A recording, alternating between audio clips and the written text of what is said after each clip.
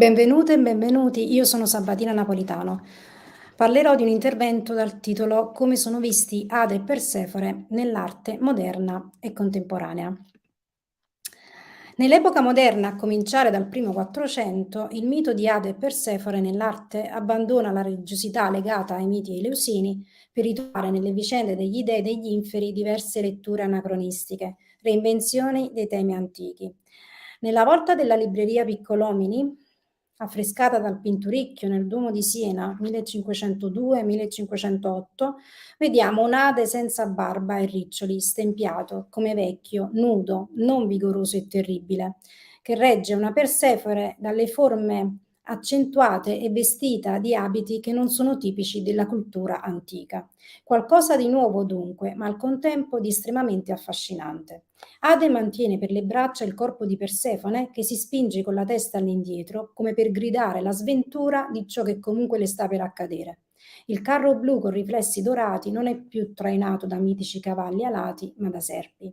Forse la forza del mito antico è del tutto assente, giacché il carro non sembra condurre a una dimensione diversa, ma lo sfondo è come fermo nelle chiome degli alberi. Non sembra esserci un inferno. La scena venne ripresa da un disegno di Amico Aspertini di un sarcofago romano, nella cui versione integra si trovava Demetra e successivamente Aspertini aggiunse nel punto in cui era rotto una figura maschile sul carro trainato da serpenti.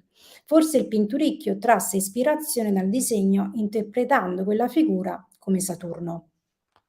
La Festa degli Dei è una tela conservata a Washington alla National Gallery of Art. Sappiamo che nella tela compaiono gli dei e fu dipinta da Bellini e ritoccata da Dosso Dossi e Tiziano. Bacco come da Macrobio, dipinto come un bambino. Sileno sulla sinistra si appoggia al suo asino, in primo piano probabilmente Mercurio con il caduceo, di fianco a lui Proserpina in una veste color pesca, mentre sta mangiando un frutto, una mela, insieme a Plutone che le tocca la gamba.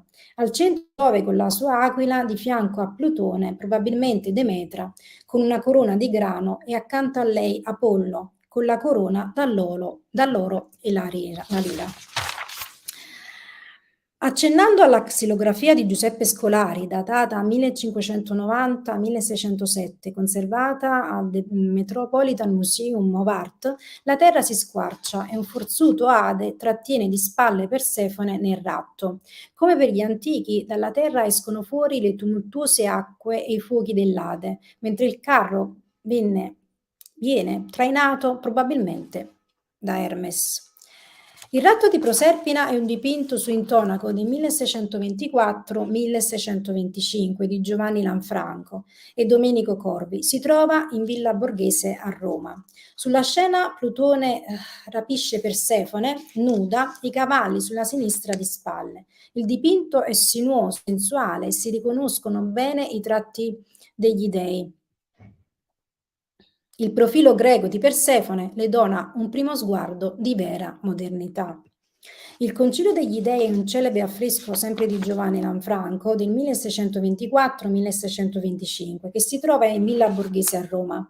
Distinguiamo nelle nubi Giove tra Giunone e Venere. Proseguendo verso destra troviamo Marte con il suo elmo, Apollo con la testa incorniciata di luce, Mercurio che vola, Bacco con in mano dell'uva, un fauno seduto in basso all'estremità che guarda al pubblico. Al centro, sotto Giove, ci sono Plutone e Proserpina con Cerbero, a sinistra Nettuno e Cenere, il Tempo con la falce, Pan con le fattezze di Satiro e Minerva con il ramo d'olivo.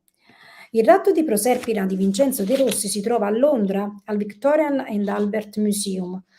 Plutone torna ad avere la barba con una compozzessa virile e muscolosa, mentre Proserpina è girata verso dietro con un'espressione angosciata. Entrambi sono nudi, coperti solo da un drappo che li cinge. Proserpina ha una pettinatura raffinata con un diadema e una luna crescente.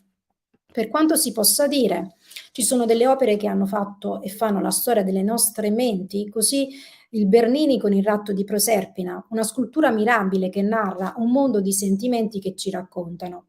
È possibile abbandonarsi all'amore? Dal ratto spietato e dagli occhi scolpiti della giovane regina sembrerebbe proprio di no. Eppure oggi studiosi di tutto il mondo si dibattono in ispirate critiche avanzate dal movimento manierista che lega le divinità. Il modo sensualissimo in cui Bernini fa toccare la coscia di Proserpina mette in contrasto la passione del re e la disperata voglia di sopravvivere della regina. La drammaticità emanata dalle carni che si distorcono è piena della poeticità messa in moto dall'ossessione di Plutone, che non può e non deve essere rifiutato. Ancora più interessante, la scultura di Bernini se la si paragona agli altri capolavori, seppure non così brulicanti di motivi ispirativi. Un esempio è il ratto di Proserpina di Pietro Simoni da Varga, che potrebbe vagamente somigliare al ratto di Proserpina di Vincenzo De Rossi, nonostante sia diverso. Qui c'è Cerbero come in Bernini e la figura di Proserpina è più piccola di quella di De Rossi. Una meravigliosa carrellata tra queste tre sculture del ratto che contro ogni polemica dimostrano la fondamentale importanza della ripresa del mito in epoca moderna. Al Museo Prado di Madrid troviamo un'opera di confortante bellezza. Si tratta del ratto di Proserpina di Rubens del 1636-1638. Sulla scena spostata verso destra si vede Ade raccogliere in un drappo rosso il corpo nudo di Persefone che intanto guarda in alto. In effetti il dio degli inferi è intento a portarla sul carro, senza stanchezza, ma con gli occhi spalancati. Le figure sulla scena sono diverse. Alla sinistra due ninfe, il messaggero con l'elmo e dei putti sulla destra vicino ai cavalli neri che non si distinguono nei dettagli, se non dalle zampe posteriori. In più Minerva, Venere e Diana che li rincorrono. Scene che ci lasciano gustare la straordinaria invettiva di Rubens nel rileggere il mito. Lo sguardo di Ade appare terrorizzato anziché violento e colpevole. Il soggetto di Rembrandt nel suo ratto è meno sontuoso di quello di Rubens. Sulla sinistra possiamo vedere Persefone rapita che è vestita da regina mentre cerca di scacciare il dio e si ribella. Ma ormai il carro prende il volo sopra le acque. In tanti casi come questo Rembrandt non tralascia di regalarci la sua eleganza e la preziosità lirica del suo raccontare. Come secondo gli antichi, anche qui ci sono Diana con la faretra e Minerva con l'elmo che cercano di intervenire. Il componimento è focalizzato sul ratto che si svolge in un bosco. Le luci cadono sopra Ade, regale ma respinto. Le acque movimentano la scena tumultuosa nell'affondamento negli inferi. A Palazzo Barbi Senarega a Genova si nasconde un'opera di straordinario interesse culturale e artistico. Mi riferisco agli affreschi di Valerio Castello. La volta è decorata con uno stupendo ratto di Proserpina, anche qui segni strettamente legati al mito antico. Plutone col carro, Proserpina coi fiori, putti con archi e frecce. Particolarmente suggestiva la scelta di decorare il ratto di Proserpina, segno di prosperità per la famiglia Balbi. Questo percorso non poteva non passare per Versailles, per ammirare il ratto di François Girardot.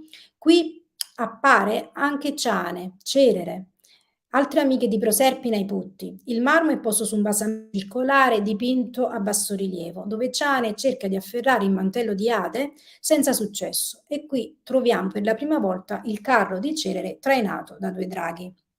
Come è stato evidenziato, negli altri ratti si seguono le scene letterarie con le compagne di Proserpina, i putti, le arpie. Nonostante questo, nel ratto di Luca Giordano c'è nascosto un idillio, come un resoconto strappato al contesto letterario per una lettura fiabesca. Tiepolo è uno dei miei artisti preferiti. Il suo ratto a Palazzo La Via è da mozzare il fiato. Proserpina è solo una giovinetta dalle carni rosee, mentre Plutone che la stringe ha il volto simile a un mostro. Le due figure sono strettamente legate al timone che solca le acque e la rapita guarda lo spettatore con lo sguardo franco e giovane di chi non può scappare e resta nel suo destino. Naturalmente non poteva non capire che Ade e Persefone finissero ai banchetti degli altri, come in questa acquaforte di Fragonard chiamata Il banchetto di Antonio e Cleopatra. Il fatto che Fragonard riprenda Ade e Persefone di Tiepolo a Palazzo Labia ce ne fa comprendere l'importanza. Se in Tiepolo gli dei solcavano le acque infernali, qui sono presi dalle nuvole. Nel volume Ade e Persefone, Pelago 2021, viene riportata questa illustrazione del ratto di Persefone di Jean-Claude Richard de Sanot, che scrisse un'enciclopedia intorno ai suoi viaggi nel sud Italia del 1781-1786. Riportò anche questa meravigliosa rilettura del mito. Hades ha su un trono che emerge da acque agitatissime, trattenendo Persefone che, guardando all'indietro, cerca l'abbandono al cielo, probabilmente supplicando il padre Zeus. Sopra di loro dei putti volanti. Come spesso accade in epoca moderna, Ade ha un aspetto muscoloso e umano, ma in ritratto sembra meno impulsivo, anzi la sua posa, i capelli lisci stranamente e la barca curata accentuano lo sguardo riflessivo e profondo. Non c'è da stupirsi che nel 1800 ci sono le celebri versioni del pre-raffaellita Gabriel Rossetti, che dipinge una serie di 8 quadri di Persefone con una melagrana in mano. I ritratti sono ispirati alla sua musa, moglie di William Morris e suo amante. La versione più importante è datata 1874 ed è conservata alla Tate Britain di Londra. Basta pensare che Rossetti spesso nei suoi scritti fa riferimento alla sua Persefone come regina dell'Ade, non ignorandone il contesto letterario ma trasfigurando il suo dramma privato nell'ormai famosa versione conosciuta in tutto il mondo. D'altronde è impossibile non notare la commozione intima di uno sguardo perso nel vuoto, come trafitto e profondissimo. Le dita lunghe della mano destra che avvolgono il polso sinistro, la melagrana al dentro dello sterno del soggetto e del dipinto. Niente rossori, nessuna infuocatura. Persefone dà il volto del dramma in un capolavoro senza violenza ma femminile profondità, come in una confessione. Per quanto tutti abbiano raffigurato Ade come violento, drammatico, profondo, c'è anche una versione bruta, come primitiva, del suo volto e la possiamo riscontrare in Andrea Appiani alla Galleria d'Arte Moderna di Milano. Secondo il mito classico, solcando le nubi del cielo, il carro sopra un orizzonte di acque, questa volta calme e del tutto naturali, si avvia agli inferi, portando Ade avvolto in un mantello rosso e Persefone rapito. In ogni caso, anche qui Persefone si guarda indietro come per implorare aiuto. I 4 cavalli sono forti e affascinanti, raffigurati da putti. Sembra peraltro che Ade e Persefone siano finiti in un quadretto di un acquaforte dei primi anni dell'Ottocento. Si tratta di un'opera di James Gilray. In questa caricatura 4 signore ben vestite leggono, una di loro a destra del tavolo legge ad alta voce con il libro aperto. Le 3 signore sono in attesa della lettura, in un passaggio pieno di suspense. La signora più corpulenta sembra, a dire il vero, presa da terrore e somiglia alla testa di Gorgone sul caminetto. A decorare il camino c'è una scena del ratto di Persefone e anche sulla parete una scena del rapimento. C'è poi tutto il salotto con gli abbellimenti caricaturali a sottolineare come una minaccia libidica e un mistero sovrannaturale. Dal titolo capiamo che la donna con il libro aperto sta leggendo Tales of Wonder di Matthew Lewis. Pur senza esagerare, devo dire che il dipinto di Lord Langton è uno dei più commoventi ed originali sul ritorno di Persefone. Come sempre ci soffermiamo sul ratto, ma il ritorno sin dall'antichità è stato considerato un momento religioso e mistico. A destra il pallido corpo di Persefone emerge dagli inferi, testa all'indietro e sorretta da Hermes, messaggero degli dei che indossa un mantello blu e un cappello dalle ali rosse.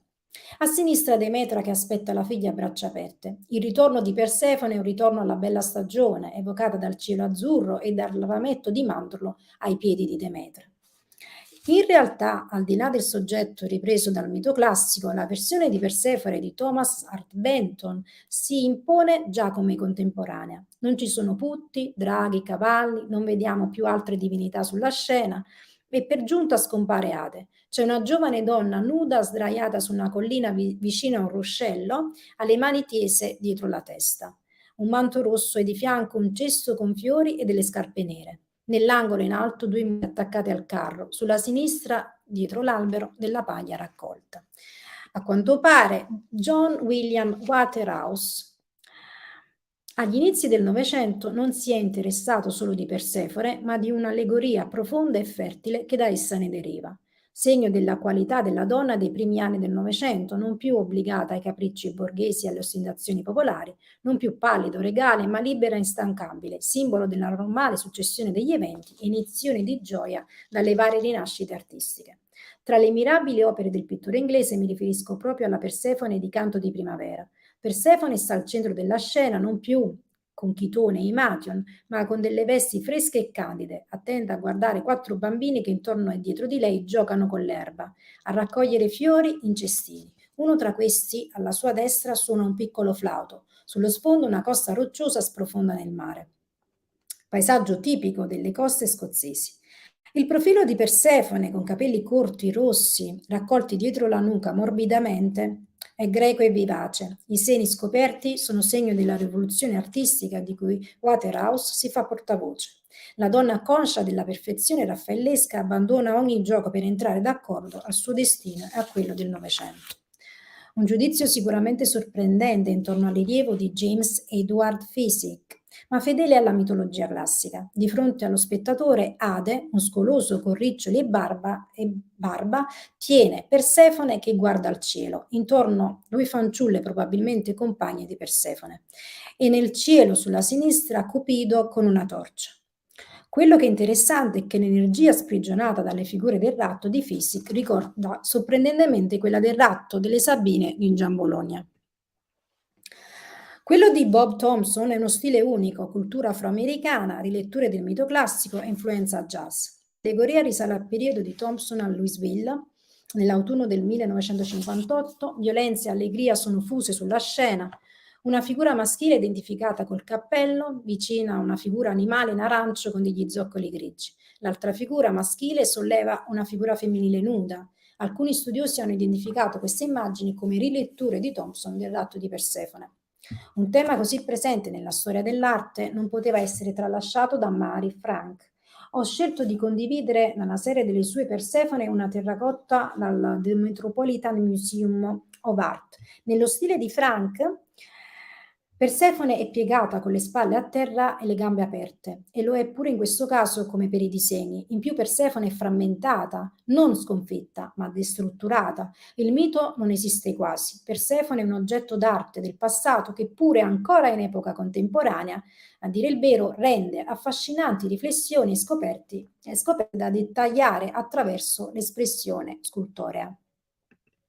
Per i contemporanei ci pare di capire che Persefone ha perso la sua aura mitologica, il marito non appare più con lei e anzi stringendo il suo destino, la rapita, stringe la natura, così come tra le mani ha delle carote. Nella reinterpretazione di Serafini,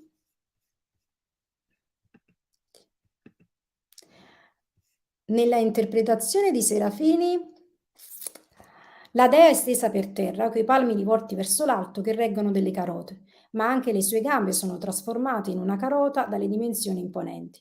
È del 2005 Persefone C. La donna carota è stata esposta ad Arte Fiera a Bologna, poi dopo 2 anni al PAC di Milano, infine all'Expo al Padiglione e a Italy. Ed è qui che la malcapitata racconta non più la sfortuna del rapimento, ma il dissacrante abbandono alla funzione produttiva della natura. Al termine di questo percorso voglio dedicare una mia attenzione a una scultura di Kunz che troviamo sull'arengario di Palazzo Vecchio a Firenze. In acciaio inox, alta più di 3 metri, Kunz definisce un abbraccio di Ade e Persefone alla storia, un omaggio da parte dei contemporanei a 2 divinità che nei secoli, in più di un caso, hanno caratterizzato il sentire dell'umanità. E grazie.